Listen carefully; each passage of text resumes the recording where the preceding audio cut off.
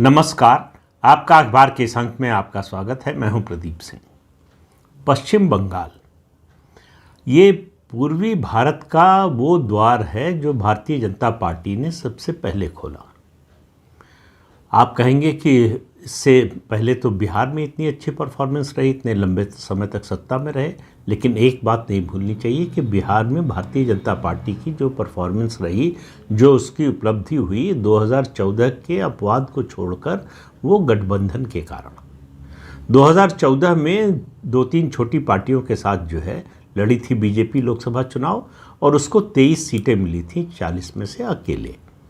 उसके अलावा जब भी गठबंधन के साथ रही है तब बीजेपी की परफॉर्मेंस अच्छी रही है, विधानसभा में भी और लोकसभा में भी। अकेले लोकसभा चुनाव लड़ी बीजेपी 2005 के बाद पहली बार 2015 में, बहुत बुरी गत हुई। लेकिन पश्चिम बंगाल, जहां भारतीय जनता पार्टी के लिए खड़े होने की जगह नहीं थी, 2016 का विधानसभा चुनाव देखिए, 3 सीटें मिली। पूरे पश्चिम बंगाल में सिर्फ 3 सीटें। और उससे पहले 2014 का लोकसभा चुनाव, 42 में से सिर्फ 2 सीटें मिली। तो भारतीय जनता पार्टी पश्चिम बंगाल में हाशिए की पार्टी थी। परिवर्तन हुआ 2019 में और 2021 में। 2019 में उसको 18 सीटें 42 में से लोकसभा की मिल गई और वो नंबर 2 पार्टी बन गई, जबकि वहाँ पर 2 और ऐसी पार्टियाँ मौजूद थीं जो 3 दशक से ज़्यादा समय तक राज्य पर जो है शासन कर चुकी थी, सीपीएम और कांग्रेस पार्टी। उनसे बहुत बेहतर परफॉर्मेंस हुई। सीपीएम को एक भी सीट नहीं मिली 19 में और कांग्रेस पार्टी को 2 सीटें मिली थी। और उसके बाद 2021 का विधानसभा चुनाव आया, बीजेपी 77 सीटें जीती, 3-4 एमएलए उनके वापस चले गए टीएमसी में, उसकी वजह से सीटों की संख्या कुछ कम हो गई। लेकिन जो आम चुनाव में 77 सीट्स पर बीजेपी विजयी हुई। वो उसकी अपेक्षा से और उसके दावे से दोनों से कम था, लेकिन उसकी पिछली परफॉर्मेंस से कई गुना ज़्यादा था। 3 से 77 ये किसी भी पार्टी के लिए बहुत बड़ी उपलब्धि है। और 2019 के लोकसभा चुनाव में जो 18 सीटें मिली, वो एक वादे पर मिली। मतलब ये नहीं कहूँगा कि केवल उसी के कारण मिली, लेकिन उसका बहुत बड़ा रोल था, बहुत बड़ी भूमिका थी। और वो था CAA, यानी सिटीजनशिप अमेंडमेंट एक्ट। इसका असर बंगाल में क्यों होता और क्यों हुआ? आपको मालूम है कि पूर्वी बंगाल, जो अब बांग्लादेश बन चुका है, वहाँ से आज़ादी के समय और उसके बाद दलित समाज के लोग बड़ी संख्या में शरणार्थी बनकर आए, जिन्हें मतुआ कहा जाता है। पश्चिम बंगाल में वो मतुआ समाज के नाम से जाने जाते हैं। और उस समय से, आज़ादी के समय से आज तक उनकी सबसे बड़ी मांग, और कहें कि एकमात्र बड़ी मांग जो है, वो ये है कि उनको भारत की नागरिकता मिल जाए। भारतीय जनता पार्टी ने ये वादा किया 2019 के चुनाव में कि वो सत्ता में आई तो वो इस बारे में कानून लेकर आएगी और उनको नागरिकता प्रदान करेगी। 2019 में भाजपा ये कानून तो ज़रूर लाई, लेकिन इसके रूल्स नोटिफाई नहीं किए। तो वादा किया, लेकिन लोगों को लगा कि निभाया नहीं मतलब उनको नागरिकता नहीं मिली तो आपने क्या किया, उससे उनको कोई खास मतलब नहीं है। तो उस कानून में ये व्यवस्था की गई कि 31 दिसंबर 2014, 31 दिसंबर 2014 से पहले जितने लोग आए हैं, कहाँ से? बांग्लादेश, पाकिस्तान और अफ़गानिस्तान से। कौन से लोग?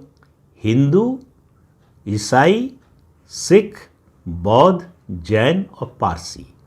इन 6 धर्मों मजहबों के लोग जो रिलीजियस परसिक्यूशन के कारण, यानी धार्मिक प्रताड़ना के कारण शरणार्थी बनकर भारत में आए, उनको भारत सरकार नागरिकता देगी। लेकिन रूल्स नोटिफाई नहीं हुए। 2021 का विधानसभा चुनाव आ गया तो मतुआ समुदाय को लगा कि ये केवल हमको जो है धोखा दिया गया, हमसे वादा करके वोट लिया गया, लेकिन हमें नागरिकता नहीं मिली। तो मतुआ समुदाय वापस टीएमसी के साथ चला गया। इसलिए भारतीय जनता पार्टी को जितनी उम्मीद थी उतनी सीटें नहीं मिली। उसको जो सीटें मिली, हालांकि वो पिछले विधानसभा चुनाव से बहुत ज़्यादा थी, इसके बावजूद उसकी जो अपेक्षा थी और उसका जो लक्ष्य था, उसका जो दावा था, उससे बहुत कम मिली। भाजपा का नारा था 200 पार का, उससे देखें तो बहुत बड़ी हार थी। 2016 के असेंबली चुनाव के नतीजों से देखें तो बहुत बड़ी जीत थी। अभी आपको तय करना है कि आप किस दृष्टि से देखना चाहते हैं। भारतीय जनता पार्टी को ये समझ में आ गया कि केवल वादे से काम नहीं चलेगा, तो 2024 के लोकसभा चुनाव से पहले सीएए के रूल्स नोटिफाई किए गए और नागरिकता देने का सिलसिला शुरू कर दिया गया चुनाव से पहले। और उसके लिए जो है राज्य सरकार चूंकि पहले कह चुकी थी कि वो इसे लागू नहीं होने देगी, तो केंद्र सरकार ने नियम ऐसे बनाए और जो है प्रोसीजर ऐसा बनाया कि उसमें से राज्य सरकार की भूमिका को लगभग खत्म कर दिया। ज़्यादातर केंद्रीय एजेंसियों को इस काम में लगाया और कहा गया कि ये 6 डॉक्यूमेंट अगर इनमें से कोई भी आपको के पास है तो आपको नागरिकता मिलेगी, और नहीं भी है, आखिर में कहा गया कोई डॉक्यूमेंट नहीं है तब भी आपको नागरिकता मिलेगी। नागरिकता मिलना शुरू भी हो गई, लेकिन 2 चीज़ें और हुई। देखिए, कोई भी राजनीतिक दल, खासतौर से ममता बनर्जी को ये समझ में आता है कि इसका क्या इम्पैक्ट होगा। उनको मालूम था कि इससे उनका बहुत बड़ा नुकसान हो सकता है, तो उन्होंने 2 काम किए। एक तो राजवंशी समुदाय, ये भी दलित समुदाय है, जो पश्चिम बंगाल में दलित समुदाय है उसका 17% मथुआ समुदाय है और 18% जो है वो राजवंशी समुदाय है। तो मथुआ से संख्या में थोड़ा सा ज़्यादा है, लेकिन दोनों में बड़े गहरे मतभेद हैं। एक फॉल्ट लाइन है, एक दरार है जिसको और चौड़ा किया ममता बनर्जी ने। तो पहला काम, तो जब उन्होंने देखा कि उनके रोके से जो है वो ये सीए का लागू होना रुकेगा नहीं, तो उन्होंने कहा कि भाई ये कानून जो है केंद्र का कानून है, इसे राज्य सरकार नहीं रोक सकती। हमारा गठबंधन केंद्र में आएगा तो हम इस कानून को बदल देंगे। लेकिन उनको पता था कि इससे बात बनने वाली नहीं। बीजेपी को लगा कि 2021 के विधानसभा चुनाव में उसको जो नुकसान हुआ सीए के रूल्स नोटिफाई नहीं करने से और मथुआ समुदाय को नागरिकता नहीं देने से, अगर वो लोकसभा चुनाव से पहले रूल्स को नोटिफाई कर देती है और नागरिकता देना शुरू कर देती है, तो उसका ये मास्टर कार्ड होगा। तो बांग्लादेशी घुसपैठियों के खिलाफ उसके अभियान को बल मिलेगा और मथुआ समुदाय जो इतने दशकों से इस उम्मीद में है कि उसको भारत की नागरिकता मिलेगी, तो उसको सरकारी नौकरी मिल सकती है, वो ज़मीन खरीद सकता है, घर खरीद सकता है, वो दूसरी जो सरकारी सुविधाएं हैं उनका लाभ उठा सकता है बिना किसी को रिश्वत दिए। अभी वो जो कुछ मिलता है उनको, उसके लिए अधिकारियों को, सरकारी कर्मचारियों को रिश्वत देना पड़ता है। फिर भी वो पासपोर्ट नहीं बनवा सकते, वो कोई सरकारी डॉक्यूमेंट नहीं बनवा सकते। तो उनके लिए ये बहुत बड़ा वरदान था नागरिकता मिलना। लेकिन ममता बनर्जी ने इस बात को समझते हुए एक चाल चली।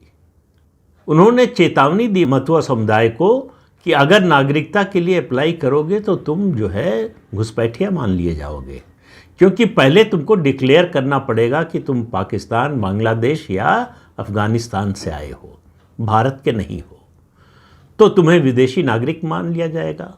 और जो बगल में असम में हुआ था, ये मथुआ समुदाय ने देखा, असम में एनआरसी लागू हो चुका है, यानी नेशनल रजिस्टर ऑफ सिटीजन जो है वो लागू हो चुका है। उसकी वजह से लाखों हिंदू जो है वो अवैध प्रवासी मान लिए गए और मान लिया गया कि उनके पास चूँकि कोई डॉक्यूमेंट नहीं था अपनी नागरिकता का सबूत देने के लिए, तो उनका डिपोर्टेशन किया जाएगा, ये फैसला हो गया। तो उनके मन में ये डर बैठ गया कि हमने अगर लिख कर दे दिया, कागज़ पर मान लिया कि हम बाहर से आए हैं, तो हम विदेशी नागरिक हो जाएंगे। तो हमारे साथ वही हो सकता है असम में हिंदू शरणार्थियों के साथ हुआ। तो एक डर तो ये समाया, तो उसकी काट भारतीय जनता पार्टी, अभी मैं बार बार कह रहा हूं कि ऐसे नैरेटिव जो झूठ पर आधारित हैं, अफवाहों पर आधारित हैं, उनकी काट जो है भारतीय जनता पार्टी कर नहीं पा रही है। चाहे वो आरक्षण का मुद्दा हो और चाहे ये सीएए का मामला हो। एक चीज़ और हुई इस चुनाव में, वो ये हुआ कि सीएए तो लागू कर दिया, सरकार ने घोषणा कर दी और नागरिकता मिलने भी लगी। इसके विरोध में खड़ा हो गया राजवंशी समुदाय। राजवंशी समुदाय आपको मालूम है कि अलग राज्य की मांग कर रहा है। वो अलग कूच बिहार जो है, ग्रेटर कूच बिहार की मांग कर रहे हैं, जिसमें पश्चिम बंगाल के 7 जिले और असम के 3 जिले कोकराझार, धुबरी और बोंगईगांव, इन 3 को मिलाकर 10 जिलों का एक नया ग्रेटर कूच बिहार राज्य चाहते हैं। ये राजवंशियों की मांग है। इस मांग को समर्थन कर रहे थे, या कहें इसका एक तरह से नेतृत्व कर रहे थे अनंत राय, जिनको महाराज कहा जाता है। जो कूच बिहार का राजघराना है उसके सदस्य हैं, वो उसके वंशज हैं, तो उनका प्रभाव है। भारतीय जनता पार्टी को मालूम था कि इसका असर होगा, इसलिए अनंत राय को उसने राज्यसभा में नॉमिनेट कर दिया पिछले साल कि इससे राजवंशी समुदाय खुश होगा और हमारा साथ देगा। लेकिन ऐसा हुआ नहीं। राजवंशी समुदाय सीएए लागू होने से नाराज हो गया। उनका ये कहना है, उनका ये दावा है कि मतुआ समुदाय को नागरिकता देने का मतलब है कि बाहर से आए, विदेश से आए, मतलब भारत के बाहर से और पूर्वी पाकिस्तान यानी जो अब बांग्लादेश है, वहाँ से आए लोगों को नागरिकता देकर हमारे इलाके में बसाया जा रहा है। यानी घुसपैठियों को हमारे इलाके में कानूनी रूप से नागरिकता देकर बसाया जा रहा है, यानी हमारे अधिकार छीने जा रहे हैं या कम किए जा रहे हैं। निशीथ प्रामाणिक जो कूच बिहार से 2019 में जीते थे और केंद्र में मंत्री भी थे, और उनकी भूमिका रही अनंत राय को राज्यसभा में नॉमिनेट कराने में। उनको लगा था कि उनकी मदद होगी इलाके में, लेकिन अनंत राय उनके लिए चुनाव प्रचार करने नहीं गए। तो इसका मैसेज गया और निशीथ प्रामाणिक चुनाव हार गए। तो पश्चिम बंगाल में भारतीय जनता पार्टी ने जो मुद्दा मास्टर कार्ड समझकर चला, वो उस पर भारी पड़ गया। मतुआ समुदाय जिस तरह से उसके साथ आना चाहिए था, जितना कुछ होना चाहिए था, हुआ नहीं। हालांकि मतुआ समुदाय का उससे वोट मिला, इसमें कोई दो राय नहीं है, लेकिन उस तरह से नहीं मिला जिस तरह से 2019 में मिला था। और राजवंशी समुदाय नाराज हो गया। उनकी जो 2 शिकायतें थी, एक मांग थी, एक शिकायत थी। मांग ये कि अलग राज्य का दर्जा जो है ग्रेटर कूच बिहार को मिले, उस पर सरकार ने कोई फैसला नहीं किया और कोई आश्वासन नहीं दिया। दूसरा, सीएए लागू होने से उनको लगा कि उनके अधिकारों में कटौती की जा रही है। अभी तक कम से कम मतुआ समुदाय के बारे में उनके मन में ये था कि ये लोग अवैध रूप से रह रहे हैं, कभी न कभी इनको बाहर भेजा जाएगा या इनको नागरिकता नहीं मिलेगी तो उस तरह की सरकारी सुविधाएं और सरकारी योजनाओं का लाभ उनको उस तरह से नहीं मिल पाएगा जिस तरह से राजवंशी समुदाय को मिलता है या दूसरे समुदायों को मिलता है। लेकिन नागरिकता मिलने लगी तो उनको लगा कि ये जो है हमारे साथ अन्याय हो रहा है। तो हुआ ये कि जिसको खुश करना चाहते थे वो खुश नहीं हुआ और जो खुश था वो नाराज हो गया।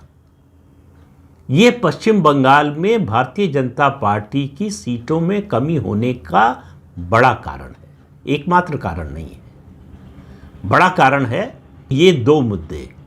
और इन 2 मुद्दों को पहले से भांप न पाने और इनका समाधान न खोज पाने के कारण भारतीय जनता पार्टी को नुकसान हुआ।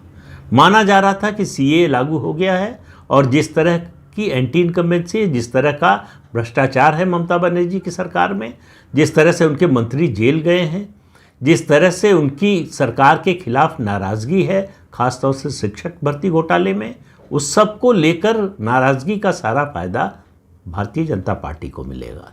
लेकिन भारतीय जनता पार्टी को उसका फ़ायदा मिला नहीं, बल्कि नुकसान हो गया। ममता बनर्जी के खिलाफ उनके अभियान का नतीजा ये हुआ कि मुस्लिम वोट और ज़्यादा कंसोलिडेट हो गया ममता बनर्जी के साथ। सीपीएम और कांग्रेस की सारी कोशिश बेकार हो गई।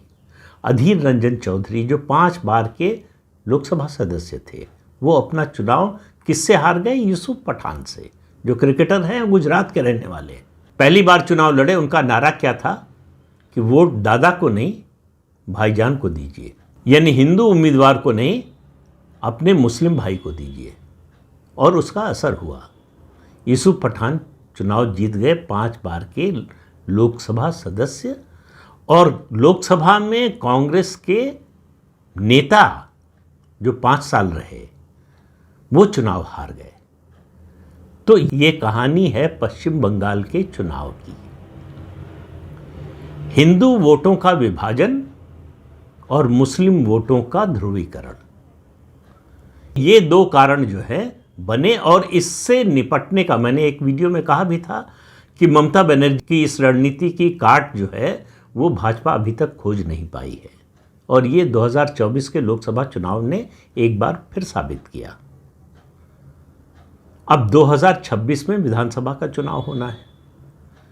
अब ये देखना है कि ये जो ट्रेंड शुरू हुआ है ये कंटिन्यू करेगा क्या, या भाजपा को संभलने में कामयाब होगी, अपने इन 2 मुद्दों पर वो इनका कोई हल ढूंढने की कोशिश करेगी, जो नाराज़ हुए हैं उनको मनाकर साथ लाने की कोशिश करेगी और उसमें सफल होगी कि नहीं। इन सब की परीक्षा 2026 के विधानसभा चुनाव में होगा। और ये भी इस बात की भी परीक्षा कि एंटी इनकम्बेंसी का सामना विधानसभा चुनाव में ममता बनर्जी कैसे करती हैं। तो इस अंक में इतना ही। अगले अंक में फिर मिलेंगे किसी नए मुद्दे के साथ। तब तक के लिए अनुमति दीजिए। आपसे अनुरोध है कि ये चैनल देखिए, शेयर कीजिए, लाइक कीजिए और सब्सक्राइब जरूर कीजिए। नमस्कार।